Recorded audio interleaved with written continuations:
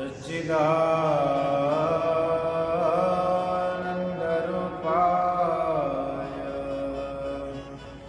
विश्वोत्पत्त्यादिहेतवे तापत्रयविनाशाय श्रीकृष्णाय वयं नमः। विश्वेशं माधवं तुण्डिं दण्डपाणिं च भैरवम् वन्दे काशीं गुहां गङ्गां भवानी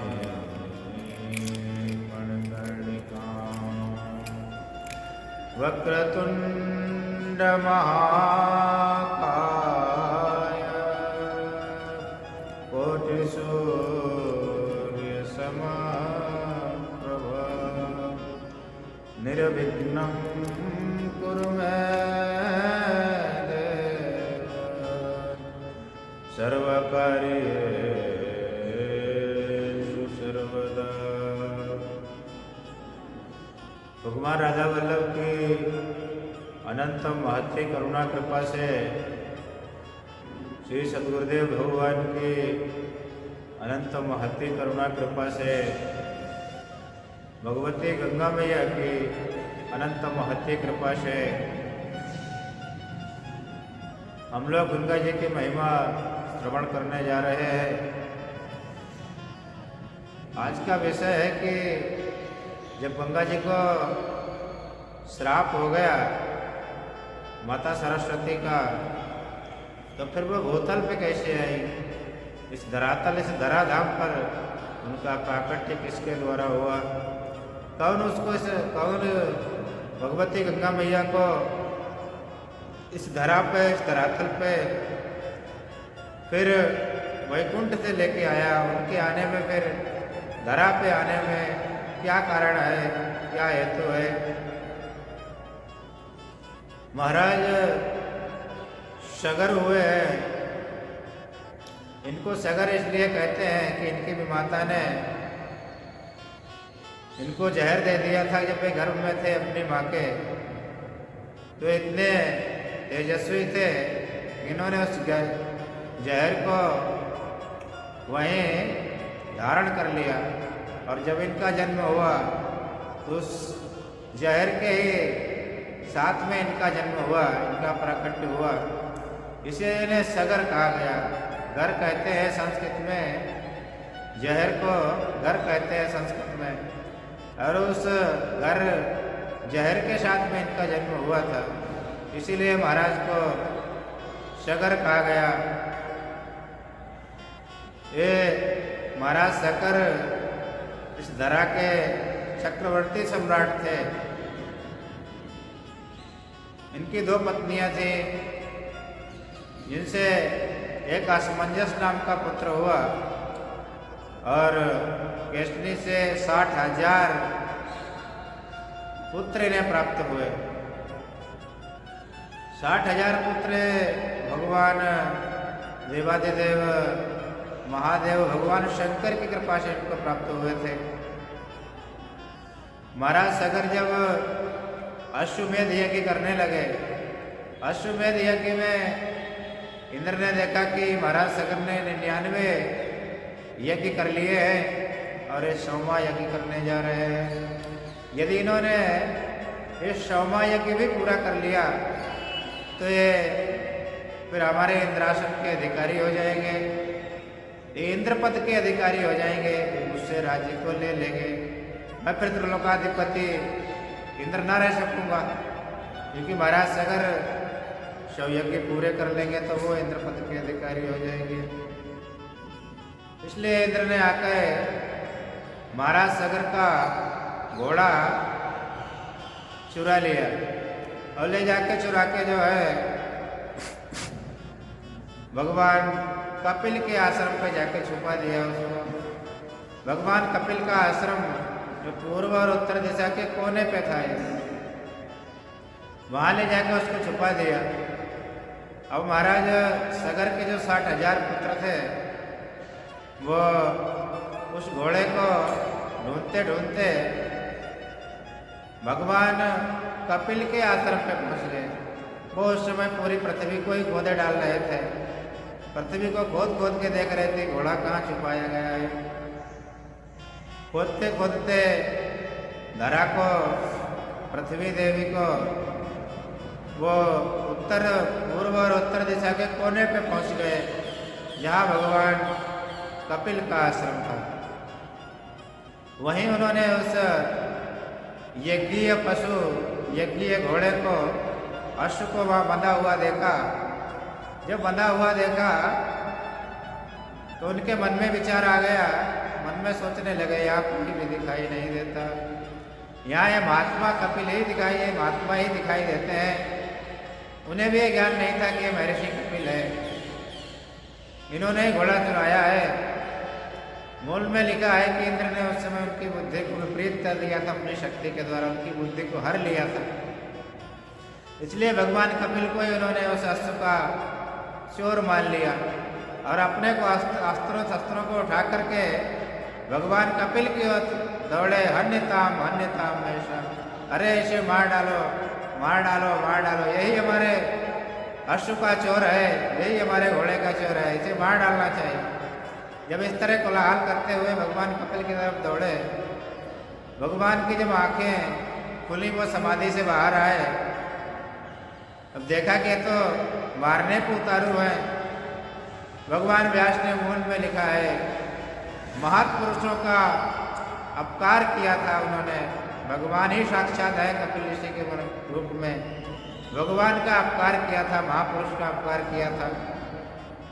इसलिए भगवान कपिल के कुछ बगैर कहे, कुछ बगैर किए, उनके शरीर में स्वयं ही अग्नि उत्पन्न हो गई।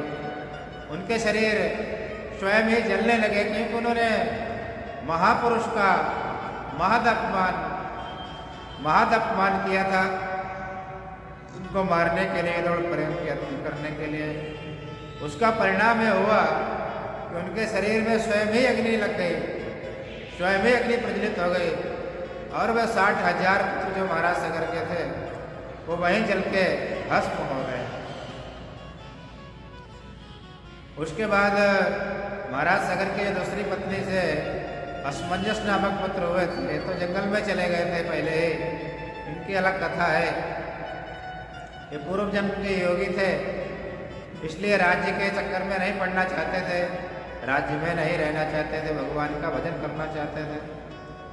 पहले कुछ ऐसे कृत्य भी किए जिससे महाराज को इनके प्रति बड़ा वैराग्य हो गया, इनके उन कृत्यों को देख करके, और उन्होंने इन्हें अपने राज्य से निकाल दिया।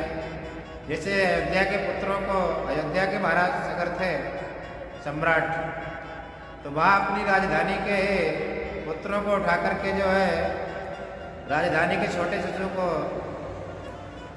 सरयू में फेंक देते थे, कुआं में फेंक देते थे।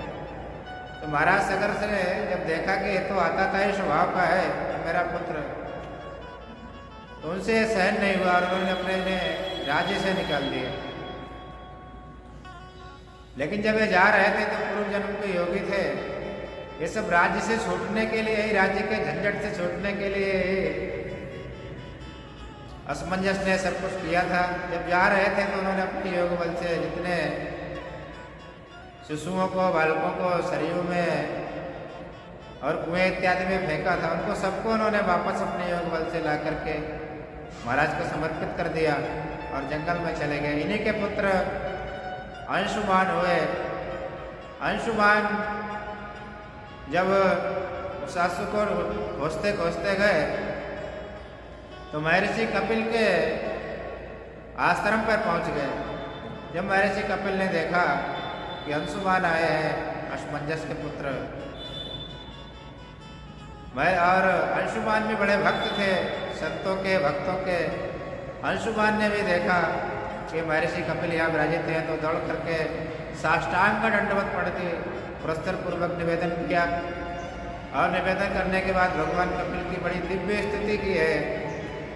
भगवान कपिल ने प्रसन्न होकर कहा, पुत्र तुम्हारे जो चाचा थे, तुम्हारे चाचा यहाँ जलकर के भस्म हो गए हैं अपने ही अपराध के कारण। इनकी मुक्ति का और कोई उपाय नहीं है। एकमात्र उपाय है भगवती गंगा जी धरातल पे आ जाए, इस पृथ्वी पे, धरा पे, इस वसुंधरा पे यदि भगवती गंगा का प्राकट्य हो जाए, यदि वो आ जाए, उनके जल से इनकी भस्मिका, जो शरीर की भस्म पड़ी हुई है, स्पर्श यदि हो जाए तो ये निश्चित रूप से जो है मुक्त हो जाएंगे।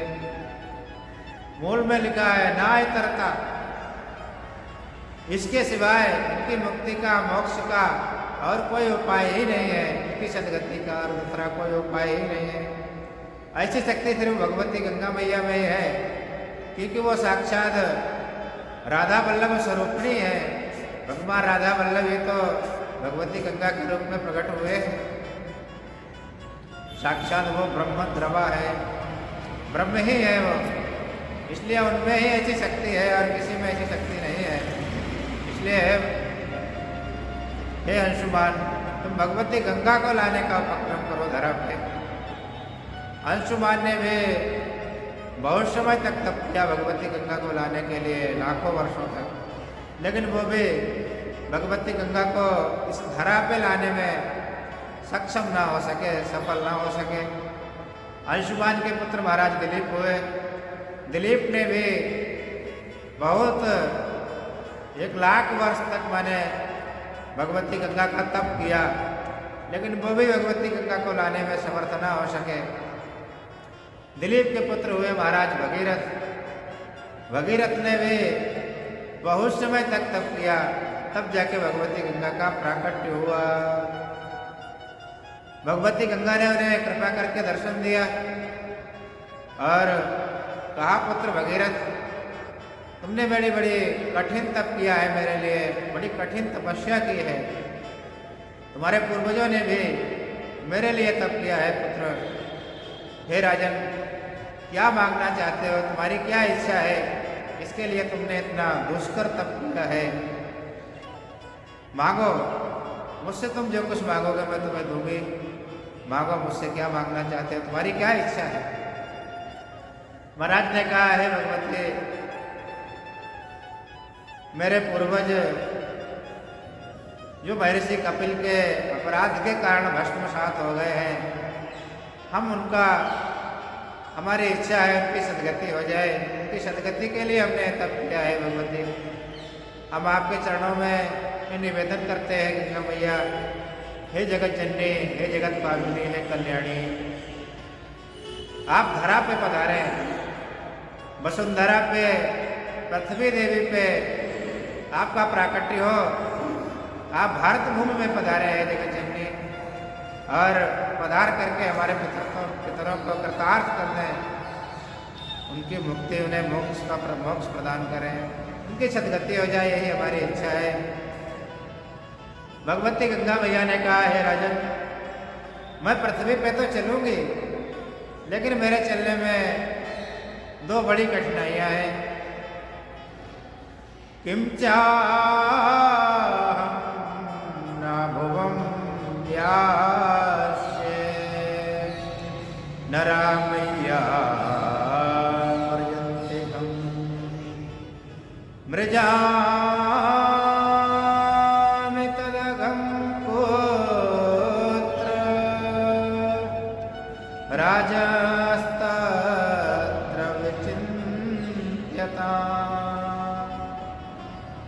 हे राजन, हे भगीरथ, जब मैं पृथ्वी पे जाऊंगी तो पृथ्वी पे प्रायः जो पापी निवास करते हैं वो आके मुझ में स्नान करेंगे, अपने पापों को धोएंगे। मई अघम मृजंती, वो मुझ में आके अपने पापों को धोएंगे, उनकी शुद्धि करेंगे। मैं गंदी हो जाऊंगी। जब मैं गंदी हो जाऊंगी तो पाप मुझ में समाविष्ट हो जाएंगे। मैं उन पापों को कहाँ धोऊंगी? मैं उन पापों से मुक्ति कैसे पाऊंगी? मेरा उनसे छुटकारा कैसे होगा? मृजामि तदघम पुत्र, हे राजन, मैं उन पापों को कहाँ धोऊंगी, उन पापों से कैसे शुद्ध होंगी, उन पापों से मैं कैसे अपनी शुद्धि करूंगी। हे राजन, इसके विषय में आप विचार करिए। इसका यदि कोई उपाय प्राप्त हो जाए तो मैं पृथ्वी पर चलूंगी। दूसरा विघ्न यह है मेरे पृथ्वी पर जाने के राजन, कि जब मैं इस वैकुंठ से, इस देवलोक से नीचे, इस ब्रह्मलोक से नीचे जब मैं जाऊंगी तो मेरा इतना वेग होगा कि मैं अगर सीधे ही पृथ्वी पे गिरी तो पृथ्वी को फाड़ करके पाताल में चली जाऊंगी। पृथ्वी सक्षम नहीं है, धरा मेरे वेग को धारण करने में, ये वसुंधरा इसमें इतनी शक्ति नहीं है कि मेरे वेग को धारण कर सके। मैं पृथ्वी को फाड़ करके वसुंधरा का भेदन करके मैं पाताल को चली जाऊंगी। इसलिए मुझे तुम ले भी चलो, लेकिन फिर भी ले चलने पे भी तुम्हारे प्रयोजन की सिद्धि ना होगी, तुम्हारे पुत्रों का मोक्ष ना हो सकेगा राजन।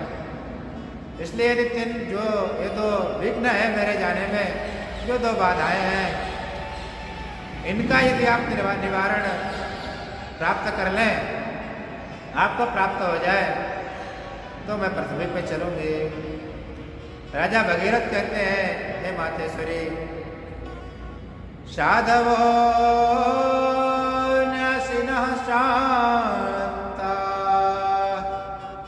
लो ब्रह्मिष्ठा लोकपावनाः हरन्ते अघं ते संगात् तेषु वास्ते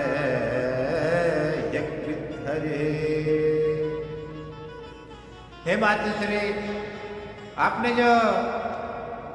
जो विघ्न बताया है, ये जो अवरोध प्रतिबंधक बताया कि पापी लोग मुझ में आके स्नान करेंगे तो मैं उनके पाप से समाविष्ट हो जाऊंगी, मैं उनके पाप को कहाँ धोऊंगी। हरन्ते घवते हरन्ते अघं ते संगात् तेषु वास्ते यज्ञविद्धरे। हे मातेश्वरी, आपने ये जो विघ्न बताया है, ये जो अवरोध प्रतिबंधक बताया कि पापी लोग मुझ में आके स्नान करेंगे तो मैं उनके पाप से समाविष्ट हो जाऊंगी, मैं उनके पाप को कहाँ धोऊंगी। इसका उपाय पहले से हे मातेश्वरी, हे जगत जननी, हे गंगा मैया, पहले से ही उपाय पृथ्वी पे विराजित है, इसकी कोई चिंता नहीं।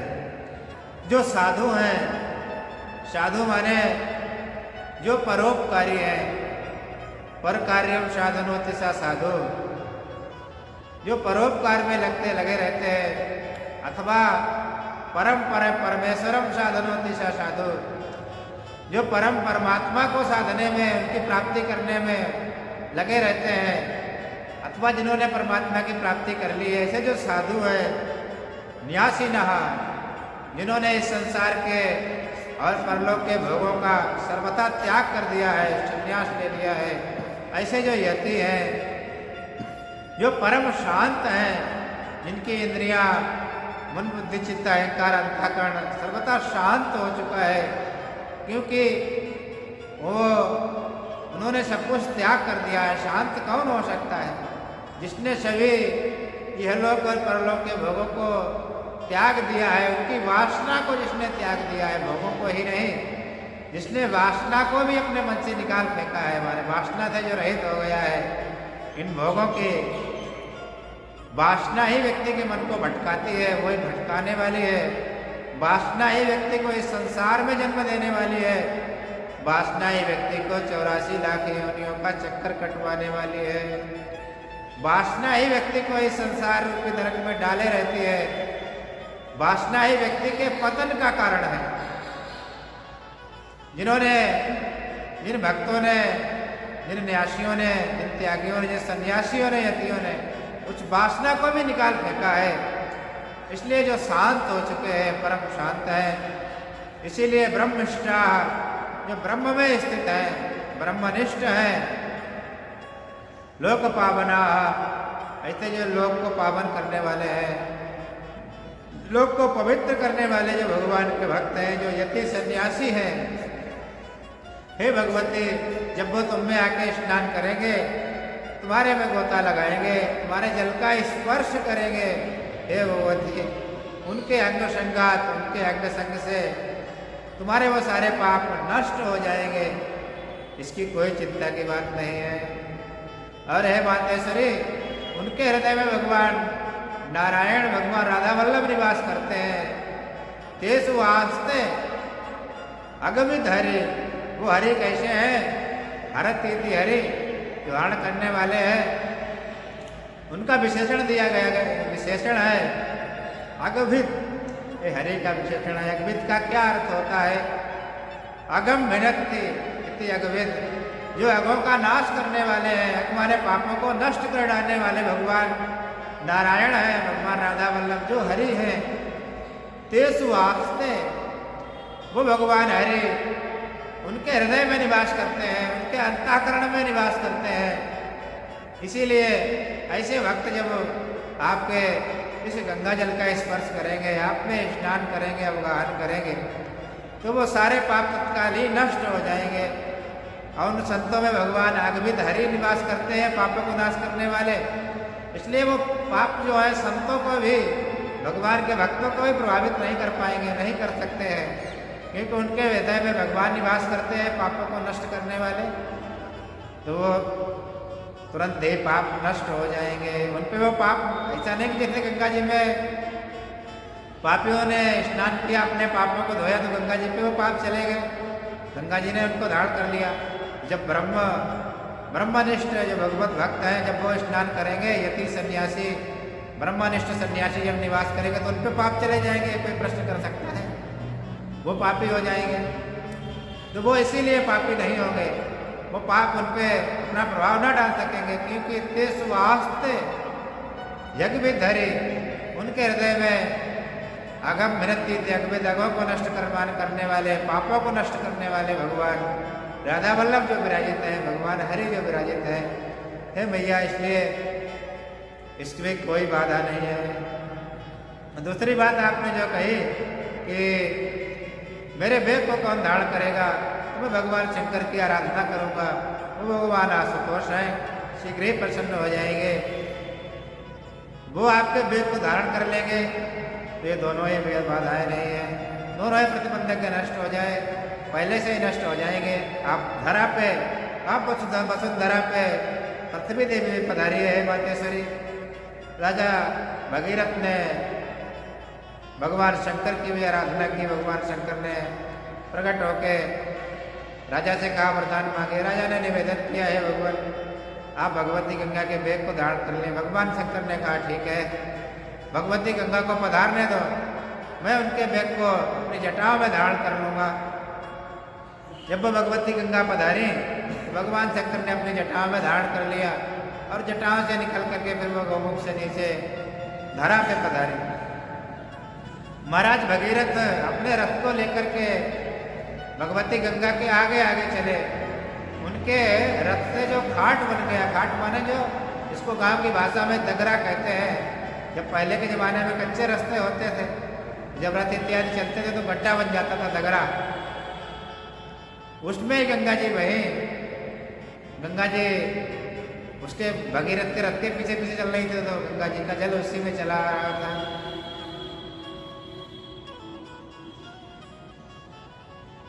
इसीलिए भगीरथ रथ घाटा बक्षिन्न जल प्रवाह मत इसमें होता है, उसे गंगा जी कहते हैं नैयायिकों की भाषा में। माने जो भगीरथ के जो रथ चला, उसके पीछे जो खाट बना, जो गड्ढा बना, जो दगरा बना, उसमें जो गंगा जी बही है, उन्हीं को भागीरथी कहा गया, उन्हीं को गंगा कहा गया। भगवती गंगा मैया पधारी और महाराज भगीरथ अपने रथ को, जहाँ उनके पितरों का वो भस्मी पड़ा हुआ था, वहाँ पधारे अपने रथ को लेके। और जैसे ही भगवती गंगा जी के जल से उनकी भस्मी का स्पर्श हुआ, देवी भागवत और ब्रह्म पुराण में तो ऐसा लिखा गया है कि जल का स्पर्श भी नहीं हुआ, सिर्फ भगवती गंगा के जल से स्पर्श करके जो हवा बह रही थी, जो वायु का उस समय प्रवाह चल रहा था, तो वायु ने भगवती गंगा के जल को जब स्पर्श करके उनकी भस्मी को स्पर्श किया, उसी से ही वो सारे दिव्य धाम को चले गए, स्वर्ग को चले गए। यज्जल स्पर्श मात्रेण ब्रह्मदंड हतापे सगरात्मजा दिवं जग्मो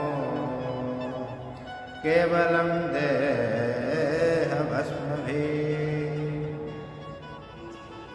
यह जल स्पर्श मात्रेण भगवान व्यास भागवत जी में लिखते हैं नवम स्कंद के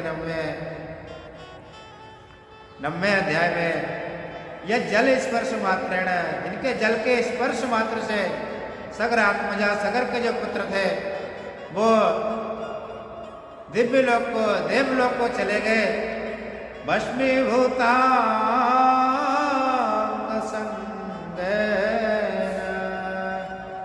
सूर्याता सगरात्मजा किं पुनः श्रद्धया देवी ऐसे वंदे धृतप्रीता। फिर जो भस्म के स्पर्श मात्र से ही सगर के पुत्र जब देवलोक में चले गए, स्वर्ग में चले गए, किम पुनः श्रद्धया देवी में से बनते धृतव्रता, जो बड़े यम नियम इत्यादि को धारण करके, व्रतों को धारण करके फिर श्रद्धा पूर्वक जब भगवती गंगा का कोई सेवन करेगा, उनमें स्नान करेगा, उनका दर्शन करेगा, उनका स्पर्श करेगा, उनका आचमन करेगा, तो वो मोक्ष को क्यों नहीं प्राप्त कर लेगा, सदगति को क्यों नहीं प्राप्त कर लेगा।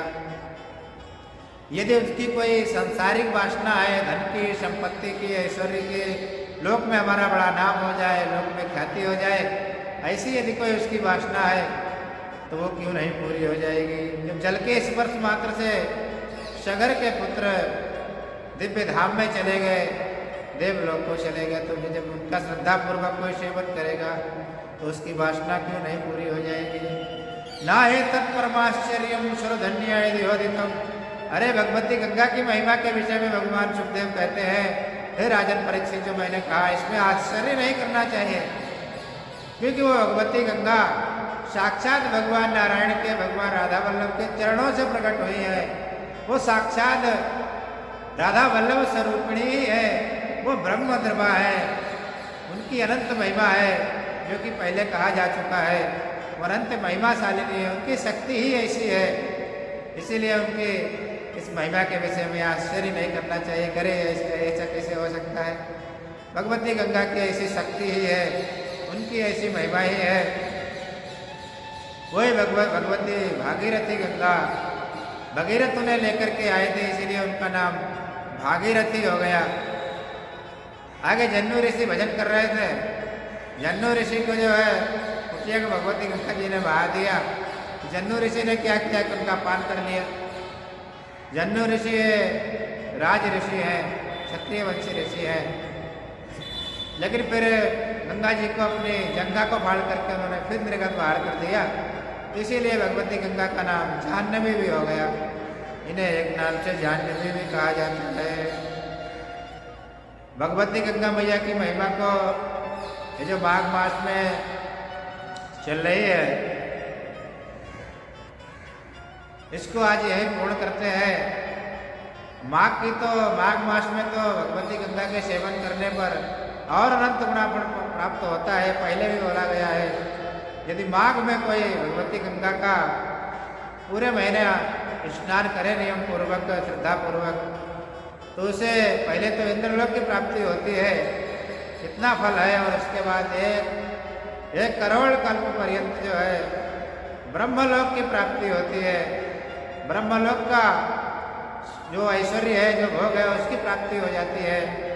1 कल्प माने 72 युग जब बीत जाते हैं, सत्ययुग, त्रेता, द्वापर, कलयुग, 72 बार आके जब चले जाते हैं तब एक कल्प होता है। इतना बड़ा कल्प का माने ऐसे करोड़ कल्पों तक माने अनंत बहुत लंबे अनंत काल तक जो है ब्रह्मलोक की प्राप्ति होती है। उसके पास पश्चात वो भगवान के धाम को चला जाता है, उसे वैकुंठ की प्राप्ति हो जाती है। इतनी बड़ी महिमा है इस माघ मास में स्नान करने की।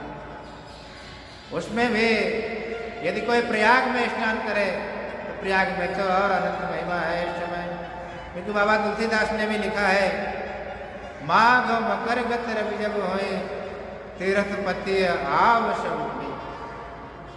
प्रयाग सिर्फ तीर्थ ही नहीं है, अपितु तीर्थों के राजा हैं। इसलिए माघ में जब भगवान सूर्य जब मकर राशि में प्रवेश करते हैं, माघ मकर गत रवि जब होए, माघ मास में जब मकर राशि में भगवान सूर्य प्रवेश करते हैं, उस समय भगवान प्रयागराज में, तीर्थराज प्रयागराज में तीर्थपति है आवश्यक कोई, सभी देवता, सभी ऋषि, सभी गंधर्व, किन्नर इत्यादि सभी वहाँ पधारते हैं। ऐसी तीर्थराज की महिमा है। और ऐसा लिखा गया है ऋग्वेद में, जहाँ नदी सूक्त है वहाँ, जहाँ भगवती गंगा और सरस्वती का, भगवती जमुना मैया का, जहाँ भगवती गंगा जमुना मैया का संगम हुआ है, सिते असिते करके उस मंत्र में कहा गया है। अब उसकी व्याख्या करेंगे तो बहुत देर हो जाएगी पूरी। जहाँ कोई उस संगम में जाके स्नान करता है, वहाँ भगवती गंगा का, भगवती जमुना मैया के संगम का सेवन करता है, वो मोक्ष को प्राप्त कर लेता है, उसे मोक्ष की प्राप्ति हो जाती है। यदि किसी लोक के लोकांतर की उसकी इच्छा है तो उस लोकांतर को प्राप्त कर लेता है। जल लोक, तप लोक, मार लोक, शक्ति इत्यादि जो लोक हैं, अथवा इंद्रादि वरुणादि के जो लोक हैं, उनकी प्राप्ति कर लेता है। संसार में कोई भगवत की इच्छा हो तो वो प्राप्ति कर लेता है। इसलिए माघ मास में प्रयाग में स्नान करने की बड़ी अनंत महिमा है। कहाँ तक वो महिमा कही जाए, अनंत महिमा, अनंत गुना फल प्रयाग में स्नान करने से माघ में प्राप्त होता है। भगवती गंगा मैया की इस महिमा को आज यहीं गंगा मैया के चरणों में समर्पित करते हैं।